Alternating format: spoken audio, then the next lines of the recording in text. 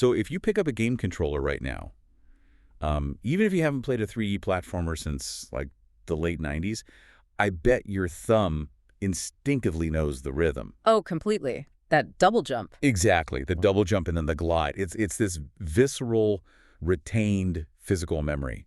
Your brain just sort of anticipates the digital gravity before you even fully register the screen. It's basically hardwired into an entire generation of players. Yeah, and we are really tapping into that incredibly specific feeling today. Welcome to the Deep Dive, everyone. We have a major announcement that just rolled out of the Xbox Game Showcase. A really surprising one, too. Right. We've been looking at a whole stack of sources, press releases, the showcase footage, some really revealing interviews, and it's all detailing the return of Spyro, A Realm Beyond. Coming in spring 2027, which is huge. It is. I mean, it's the first entirely original title for the Purple Dragon since, 2008? But our mission today is to look past just the surface-level nostalgia. Yeah, because it's so easy to just say, oh, look, a 90s mascot is back. Right. But the sources reveal a much richer narrative here. Right. We are using this specific release to kind of examine the evolution of traversal mechanics and, honestly, the frankly unforgiving demographic math of rebooting a legacy franchise. Which we will definitely get into. That math is brutal. It really is.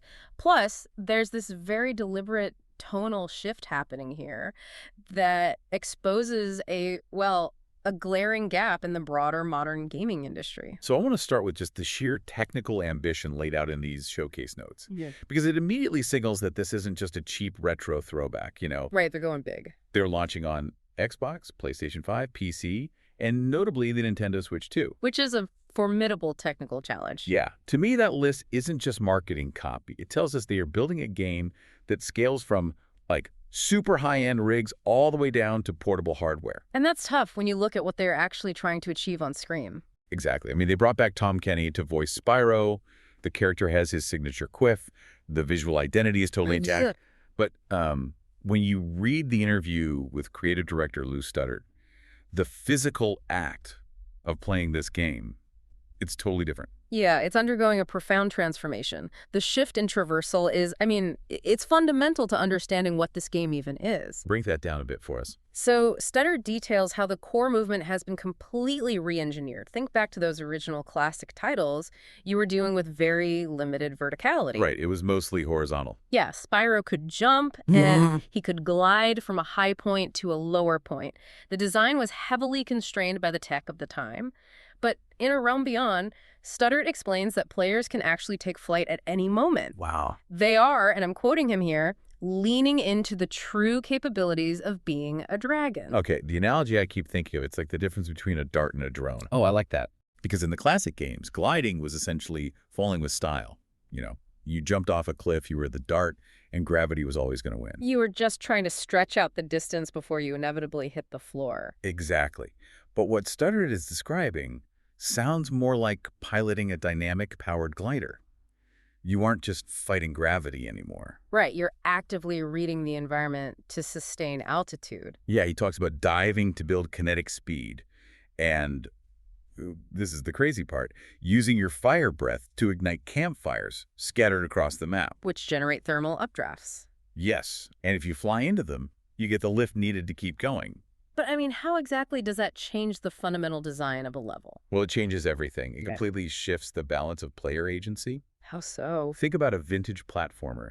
The developer dictates your exact path. They place a gap, they place a moving platform, and your job is basically to execute the correct sequence of button presses to survive their obstacle course. Right, you're just reacting. Exactly. But when you introduce true dynamic flight powered by the environment, the level ceases to be a corridor. It becomes a volumetric puzzle. So you are basically painting your own path through the air. Precisely. You're scanning the horizon, you spot a campfire, you decide to dive toward it to gain speed. And then you time your fire breath. Right. You time the breath, catch the updraft, and vault over a mountain. You are manipulating the physics of the world. The player is no longer just surviving the environment, they are exploiting it. Man, the level design has to open up dramatically to accommodate that kind of freedom. It does. They have to build spaces that reward kinetic momentum rather than just precision jumping. But, building a physics-based, momentum-driven open world, that requires an incredible amount of iteration.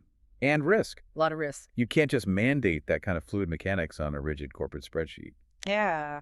Which leads us to the business side of our sources. Which is arguably the most surprising part of this whole announcement. It really is. Let's trace the intellectual property lineage here for a second. Insomniac Games built the 90s originals. Yeah. Then they moved on. Right, to Ratchet and Clank and now Marvel stuff. Exactly. So the IP eventually lands with a California studio called Toys for Bob, operating under the massive umbrella of Activision. And their tenure under Activision is defined largely by the 2010s.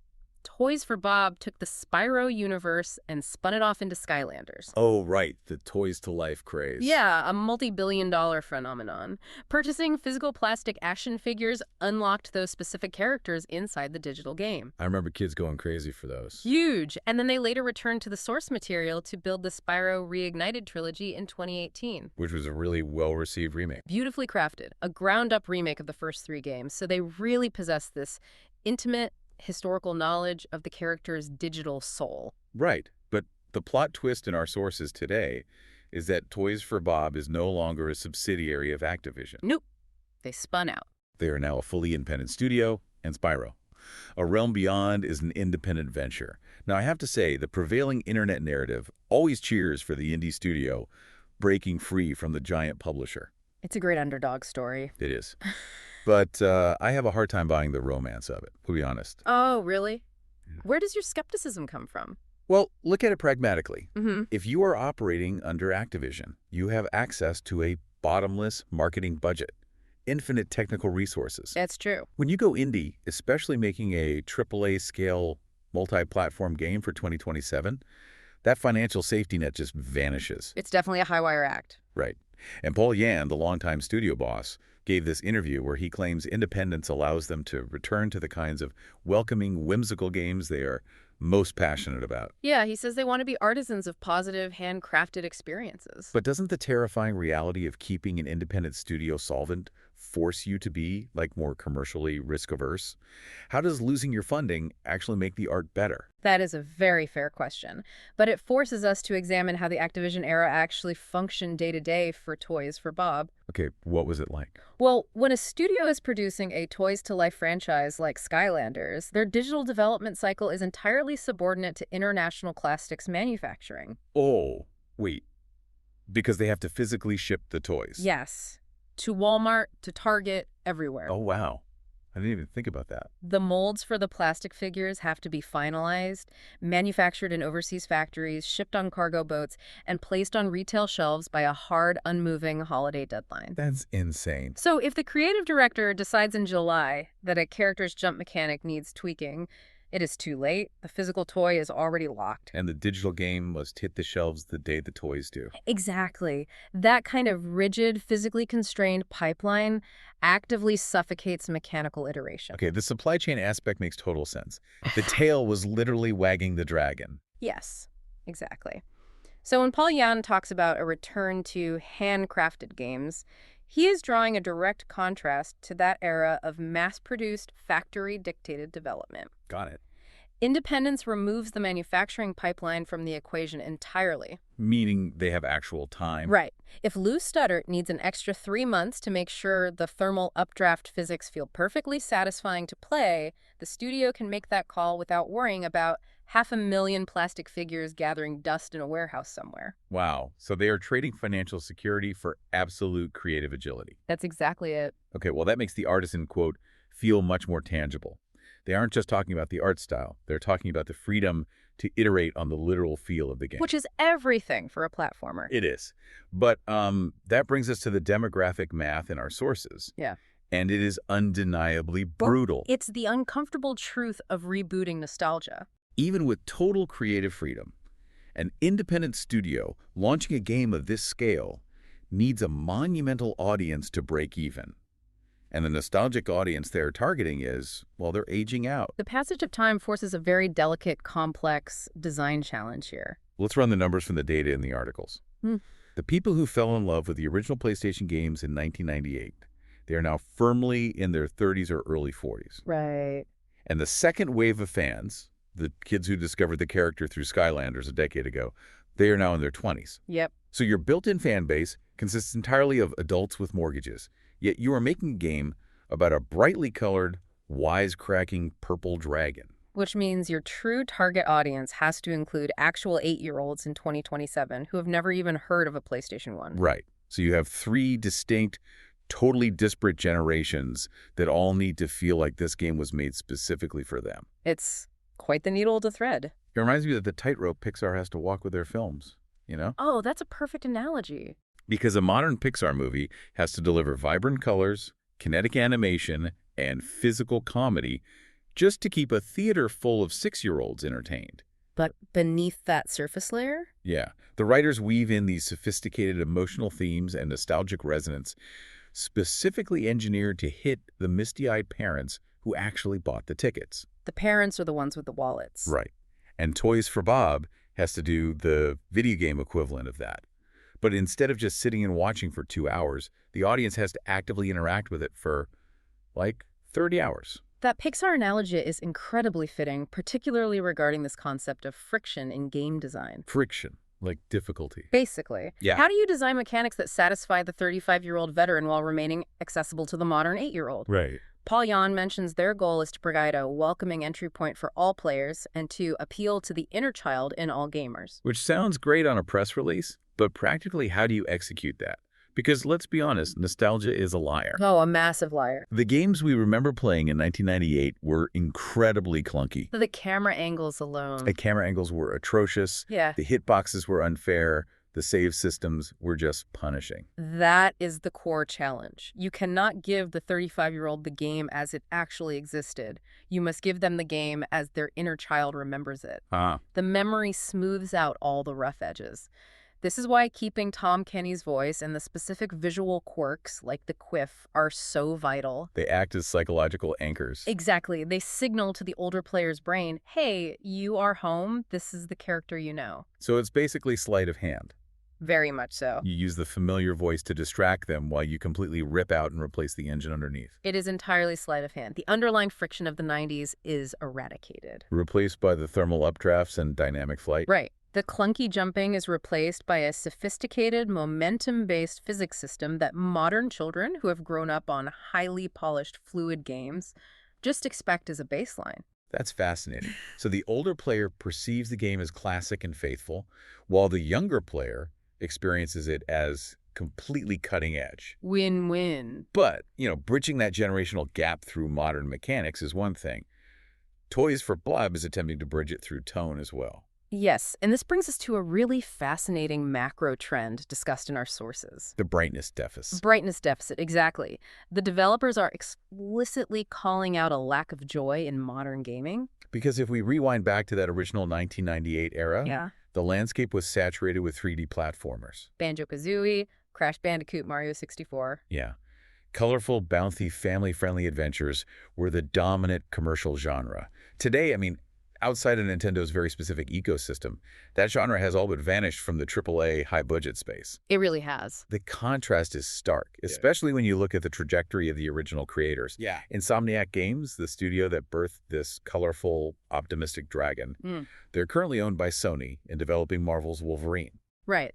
A title promising gritty, violent, mature action. Meanwhile, Toys for Bob spins off into independence to bet literally everything on, as Paul Yan puts it, inspiring love, joy, and laughter. He explicitly states, tonally, Spyro is something that the world needs very much.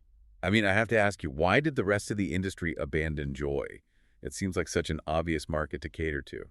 Well, the industry's pivot toward dark, mature themes was driven by a combination of advancing technology and chasing that aging demographic we just discussed. The 90s kids growing up. Exactly. As the graphical capabilities of consoles grew exponentially, AAA studios felt immense pressure to justify their ballooning budgets. And the eventual $70 price tags. Right. The prevailing wisdom became that prestige and value were synonymous with cinematic Hollywood-style realism. And realism in gaming usually means grim. It translates to heavy, violent, or dystopian narratives. The color palettes literally desaturated over the last 15 years just to convey seriousness. So they basically just followed the 90s kids as they grew up, assuming that because the audience had to pay taxes now, they only wanted to play games about morally ambiguous anti-heroes in the rain. That was the assumption, yeah. But Paul Yan is challenging that very premise. He thinks they're wrong. He does. He is quoted in the showcase materials saying, "If the tide is turning and the trends are putting a spotlight on optimism and positivity, we're all for it." He is diagnosing a cultural exhaustion with relentless grimness. He senses a shift in the wind. A profound one. By launching a major multi-platform title built entirely around joyful experiences and handcrafted worlds, Toys for Bob is betting that adult gamers don't necessarily want their entertainment to mirror the heaviness of their adult lives. Do you want an escape? They might actually be craving the vibrant escapism they left behind in their childhoods, and they want to share that exact sensation with their own kids. It's deliberate counter-programming to the entire prevailing aesthetic of modern high-budget gaming. But I will say, sustaining pure joy over a 20-hour game is remarkably difficult. Oh, absolutely. Like a gritty action game can rely on tension, fear, dramatic stakes to keep you engaged. If your primary emotion is just optimism, how do you prevent the player from just getting bored? Well, it can't just be a pretty colorful world. The joy has to be baked into the kinetic action. Which brings us full circle back to Lou Studdart's re-engineered flight mechanic. Exactly. The joy cannot just be aesthetic, it must be mechanical. The act of diving, building speed, and igniting a campfire to catch a thermal updraft, it has to feel inherently satisfying. Right. If the traversal is joyous, the tone of the game is sustained not by the story, but by the physical interface between the player and the controller. That muscle memory we talked about at the very beginning. Man, we have covered a tremendous amount of ground here today. We really have. We started by looking at just a purple mascot returning to the screen, but underneath that, we found a studio rewriting the rules of player agency with dynamic, physics-based flight. The drone instead of the dart. Right. And we saw how stripping away the rigid manufacturing deadlines of the plastic toy era allowed Toys for Bob to finally prioritize actual digital craftsmanship. Escaping the cargo boats. Exactly.